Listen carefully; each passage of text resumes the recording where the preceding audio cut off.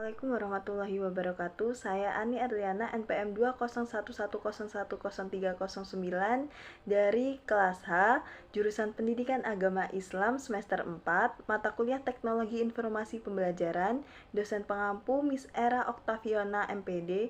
Di sini saya akan menjelaskan tentang belajar dan pembelajaran berbasis teknologi informasi dan komunikasi. Baik, di sini yang pertama saya akan menjelaskan tentang konsep belajar, pembelajaran, dan mengajar. Pertama, belajar. Belajar itu merupakan salah satu faktor yang berperan penting dalam pembentukan pribadi dan perilaku individu peserta didik. Nah, belajar itu suatu aktivitas yang dilakukan secara psikologis maupun fisiologis.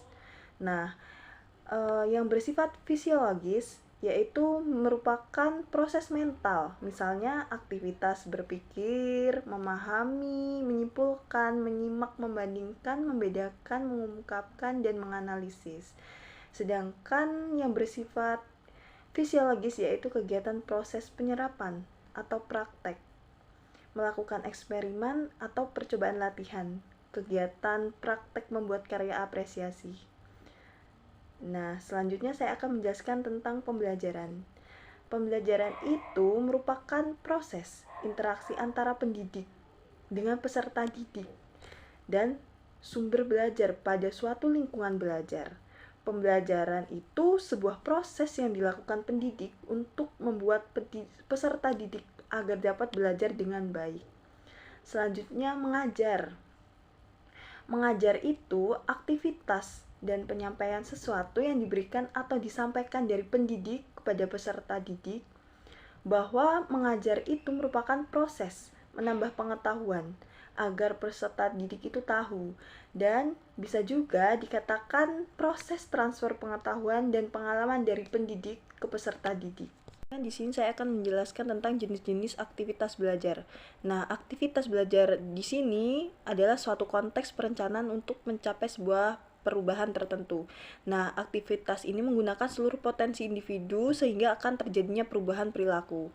Nah, aktivitas ini termasuk dalam belajar memiliki ciri-ciri tertentu, yaitu terjadi secara sadar, positif, dan aktif, bersifat fungsional, tidak bersifat sementara, bertujuan, dan terarah, serta mencakup semua aspek tingkah laku secara keseluruhan. 9 jenis-jenis aktivitas belajar. Yang pertama, belajar arti kata. Yang kedua, belajar kognitif. Yang ketiga, belajar menghafal. Yang keempat, belajar teoritis. Yang kelima, belajar konsep. Yang keenam, belajar kaidah. Yang ketujuh, belajar berpikir. Yang ke-8, belajar keterampilan motorik. Dan yang terakhir, belajar estetis. Nah, selanjutnya yaitu prinsip-prinsip belajar. Nah, ada 7 prinsip-prinsip belajar. Pertama, perhatian dan motivasi. Nah, maksudnya di sini perhatian mempunyai peran yang penting dalam kegiatan belajar agar anak ini termotivasi untuk belajarnya lebih maju lagi. Yang kedua, keaktifan. Nah, ini cenderung membuat anak lebih aktif untuk kemauannya dan aspirasinya sendiri. Ketiga yaitu keterlibatan langsung. Maksudnya di sini anak bisa belajar dari pengalaman langsung. Yang keempat yaitu pengulangan. Nah, di mana anak harus mengulang apa yang telah dipelajarinya agar daya ingatnya semakin berkembang. Yang kelima yaitu tantangan, di mana anak akan menghadapi sebuah tantangan dan dia tidak akan menyerah ketika menghadapi tantangan tersebut. Selanjutnya, balikan dan penguatan. Nah, teori ini ditekankan oleh operant conditioning. Kalau pada teori conditioning yang diberi kondisi ada stimulusnya, maka pada operant conditioning yang diperkuat adalah responnya. Yang ketujuh yaitu perbedaan individu. Nah, setiap siswa pasti memiliki perbedaan individu sehingga memiliki perbedaan satu dengan yang lainnya, yaitu tipe gaya belajar. Di sini ada 3 tipe gaya belajar. Yang pertama, tipe belajar visual. Nah, tipe gaya belajar visual ini menitik beratkan pada penglihatan siswa. Nah, yaitu merupakan gaya belajar pada gagasan, konsep, dan informasinya dikemas dalam bentuk berupa gambar dan teknik. Yang kedua yaitu tipe belajar auditif. Nah, yang auditif ini yaitu mengutamakan dengan pendengaran. Nah, siswa belajar dengan lebih mengandalkan kemampuannya menggunakan telinga sebagai alat pendengarnya. Nah, yang ketiga yaitu belajar kinestik. Nah, gaya belajar ini gaya belajar dengan cara melakukan, menyentuh, merasakan, bergerak, dan mengalaminya. Yaitu komponen pembelajaran. Nah, di sini ada 5 komponen pembelajaran. Yang pertama tujuan. Nah, tujuan di sini untuk meningkatkan pengetahuan kepribadian, akhlak mulia, serta keterampilan untuk hidup mandiri dan mengikuti pendidikan lebih lanjut. Yang kedua yaitu sumber belajar. Nah, maksudnya sumber belajar di sini digunakan untuk membuat atau memudahkan terjadinya proses belajar pada diri sendiri atau peserta didik. Dalam bentuknya, apapun bendanya, asal bisa digunakan untuk memudahkan proses belajar. Nah, yang ketiga yaitu strategi pembelajaran. Nah, maksudnya di sini yaitu pendekatan yang spesifik untuk menyampaikan informasi dan kegiatan yang mendukung menyelesaikan tujuan khusus. Yang keempat yaitu media pembelajaran. Nah, media pembelajaran ini adalah suatu alat untuk mempertinggi proses interaksi guru dengan siswa. Nah, yang kelima yaitu evaluasi pembelajaran. Nah, evaluasi ini untuk menilai pencapaian tujuan yang telah ditentukan serta menilai proses pelaksanaan mengajar secara keseluruhan. Yaitu teori behavioristik, teori kognitif, dan teori konstruktivistik. Nah, yang pertama teori behavioristik. Nah, teori behavioristik ini yaitu tentang perubahan tingkah laku sebagai hasil dari pengalaman. Nah, teori ini berpengaruh terhadap pengembangan teori dan praktek pendidikan dan pembelajaran. Yang kedua yaitu teori kognitif. Nah, menurut teori ini mengaktifkan indera siswa agar memperoleh pemahaman. Nah, dapat dilaksanakan dengan menggunakan media atau alat bantu melalui berbagai metode. Yang terakhir yaitu teori konstruktivistik. Nah, teori ini adalah proses belajar pembentukan suatu pengalaman yang dimiliki peserta didik itu sendiri. Nah, teori ini juga dikatakan sebagai pembangun, yaitu membangun dirinya untuk aktif, untuk mencari tahu, dan untuk membina dan mengembangkan pengetahuannya sendiri. Selanjutnya yaitu tipe-tipe pembelajaran. Nah, di sini ada 4 tipe-tipe pembelajaran. Yang pertama, information processing orientation. Nah, maksudnya di sini mencakup semua model mengajar yang titik beratnya mengembangkan kemampuan intelektual kognitif siswa dengan menggunakan proses deduktif, induktif, serta pemecahan masalah lainnya. Nah, yang kedua social interaction orientation. Nah, yang dimaksud di sini adalah mencakup beberapa model pengajaran yang bertujuan di samping memajukan, saling memahami dan kehidupan suatu kelompok sosial satu sama lain. Yang ketiga yaitu person orientation.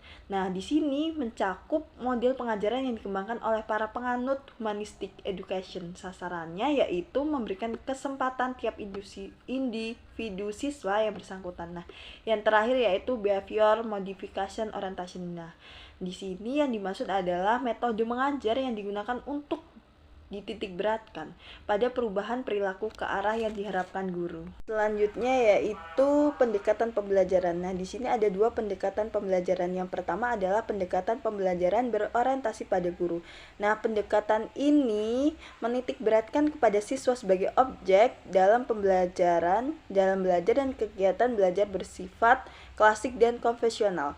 Nah, dalam pendekatan ini guru menetapkan diri sebagai orang yang serba bisa dan sebagai satu-satunya sumber belajar. Nah, yang kedua adalah pendekatan pembelajaran berorientasi pada siswa. Nah, pendekatan ini yang menetapkan siswa sebagai subjek belajar dan kegiatan belajar bersifat modern. Nah, kegiatan ini berorientasi pada siswa, manajemen dan pengolahannya ditentukan oleh siswa. Ini pembelajaran berbasis teknologi informasi dan komunikasi. Yang pertama, komputer sebagai media pembelajaran. Nah, di sini komputer sebenarnya merupakan media elektronik yang dapat menerima informasi.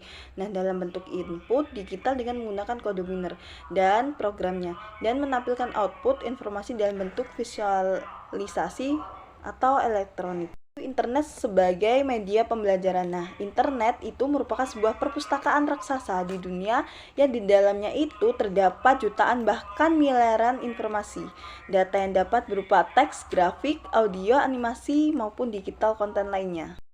Pembelajaran berbasis multimedia. Nah, pembelajaran berbasis multimedia ini kegiatan pembelajaran yang memanfaatkan komputer untuk membuat dan menggabungkan teks, grafik, audio, dan gambar bergerak dengan menggunakan link atau tools memungkinkan pemakaian untuk melakukan berinteraksi, bereaksi, dan berkomunikasi. Selanjutnya yang terakhir yaitu teknologi informasi dan komunikasi dalam pendidikan. Nah, yang pertama konsep teknologi informasi dan komunikasi. Nah, teknologi informasi dan komunikasi merupakan kajian ilmu dalam meningkatkan efektivitas komunikasi. Teknologi informasi ini dapat dikatakan sebagai ilmu yang diperlukan untuk mengelola informasi agar ilmu tersebut dapat berupa teknik atau prosedur untuk menyimpan informasi secara efisien dan efektif. Yang kedua yaitu teknologi informasi dan komunikasi dan pendidikan. Nah, dalam dunia pendidikan ini, teknologi informasi dan komunikasi secara umum bertujuan agar siswa memahami alat teknologi informasi dan komunikasi secara umum, termasuk komputer, dan memahami informasi. Artinya, siswa mengenal istilah-istilah yang digunakan pada teknologi informasi dan komunikasi, dan khususnya pada komputer yang umum digunakan. Itu saja yang dapat saya sampaikan. Kurang lebihnya saya mohon maaf. Saya akhiri. Wassalamualaikum warahmatullahi wabarakatuh.